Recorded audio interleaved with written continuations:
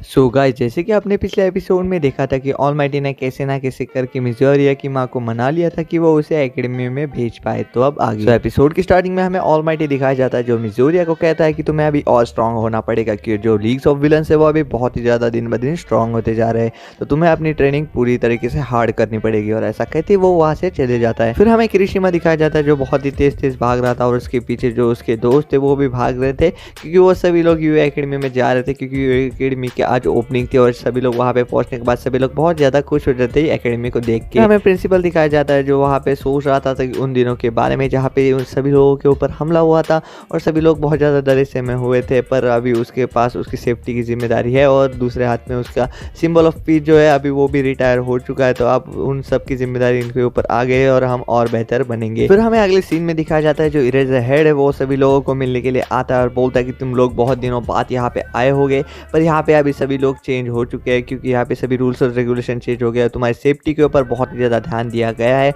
और तुमसे एक बात कहनी कि तुम लोग जो बाकुगो को बचाने गए थे उसके वजह से तुमने बहुत सारे नियम तोड़े हैं, तो तुम्हारे लाइसेंस भी रद्द हो सकते थे, पर मैंने उसे संभाल लिया है। पर जो लोग बाकुगो को बचाने के लिए गए थे और जिन लोगों को पता था अब उन लोगों को भी बराबर की सज़ा मिलेगी, तो तुम सब लोग सज़ा के लिए रेडी हो जाओ। सज़ा ये है तुम सब लोगों के लिए कि तुम पूरा साल डिसिप्लिन में रहोगे। ऐसा होते सभी लोग वहाँ पे पूरी तरीके से हैरान हो जाते हैं। तभी बाकुगो जाता है किरिशिमा के पास और उसे कुछ पैसे दे देता है और बोलता है कि अब तुम्हारा मुझ पे कोई एहसान नहीं है। और किरिशिमा याद करता है कि उसने वो टेलीस्कोप ली थी, उसकी वजह से उसको पैसे दिए गए हैं। फिर सभी लोग आपस में बात करने लग जाते हैं। फिर अगले सीन में हमें दिखाया जाता है कि सभी लोग डिसाइड करते हैं कि वो कौन से रूम में रहेंगे। पर मिनोरू बस एक ही बारे में सोच रहा रहता है कि सभी लोगों का वॉशरूम बस एक ही है, तो वो बोलता है कि आज तो मैं जन्नत में आ गया। फिर वहाँ पे इरेजर आके बोलता है कि लड़की का अलग है और लड़के का अलग है। फिर हमें मिजोरिया और उसके बाकी सारे दोस्त दिखाए जाते हैं जो रूम को अंदर बाहर से सभी तरीके से देख रहे थे। वहीं पे फिर इरेजर आके बोलता है सभी लोगों का रूम अलग अलग रहेगा, 4 रूम छोड़ के लड़के रहेंगे, 4 रूम छोड़ के लड़के रहेंगे। फिर हमें रात का सीन दिखाया जाता है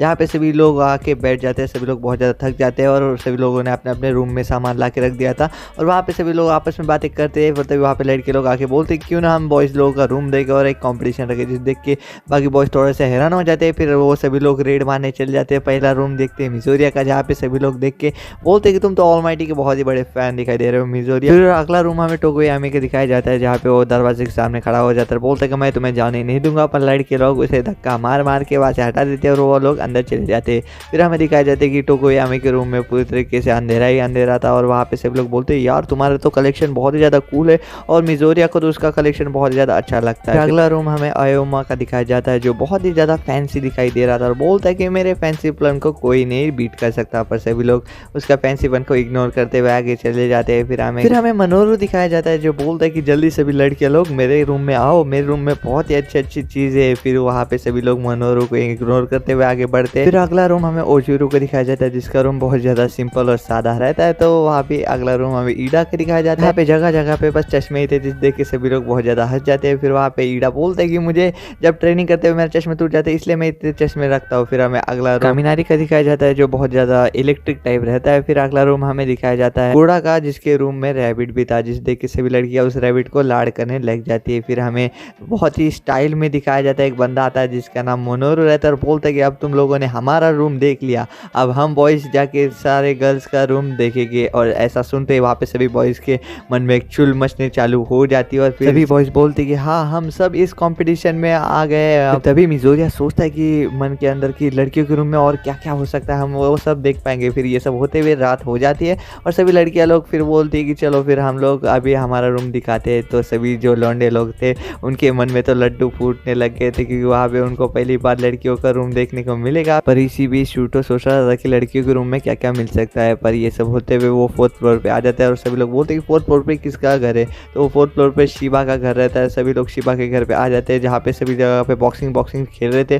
सभी लड़कियाँ बोलती कि क्या तुम बस जिम के बारे में सोचते रहते हो। फिर हमें अगला रूम शोजी का दिखाया जाता है जहाँ पे कुछ ही नहीं था, बस एक चादर थी और एक टेबल था। बस ये सब देख के बोलते कि तुम्हें और कुछ नहीं लगता क्या, तो वहाँ पे शोजी बोलता है मुझे बाकी के सामान बेकार लगता है। फिर सभी लोग बोलते कि चलो अभी हम अगले फ्लोर पे अगला घर देखते हैं और अगला फ्लोर रहता है सेला का, जहाँ पे सेला का रूम बहुत ही ज़्यादा अच्छा लगता है जिस देख के सभी लड़कियाँ बहुत ज़्यादा खुश हो जाती है। फिर सभी लोग बोलते हैं चलो फिर अगले रूम की तरफ, और अगला रूम रहता है शूटो का जो वहाँ पे दरवाजा खोलता है, बोलता है कि तुम्हें कुछ नहीं मिलेगा यहाँ पे, जहाँ पे सभी लोग देख के बहुत ज़्यादा हैरान थे, बोलते कि तुम इतना सारा यहाँ पे कैसे ला लिया तुमने। और वहाँ पे जब सभी लोग शूटो का घर देख रहे थे तो भी कुछ लोग बाहर जा रहे थे। और फिर हमें अगला रूम दिखाया जाता है जो वहाँ पे साटो का था, जो वहाँ पे बहुत ज़्यादा सादा रूम था सभी लोगों की तरह। पर वहाँ पे उसके ओवन में एक केक पड़ रहा था तो उसने सभी लोगों को दे दिया केक। तो वहाँ पे सभी लोग बहुत ही ज़्यादा खुश हो गए थे और बोल रहे थे कि ये केक तो हमने पहली बार खाया, इतना अच्छा केक तो हम किसी से एक्सपेक्ट ही नहीं करते। जिससे कि साटो का चेहरा पूरी तरीके से लाल हो गया था। फिर अभी बारी आ गई थी गर्ल्स की, तो चलो पहला रूम दिखाते हैं गर्ल्स का। पहला रूम था जिरोस का, जो वहाँ पे बहुत ज़्यादा साउंड इफेक्ट वाले, गाने वाले और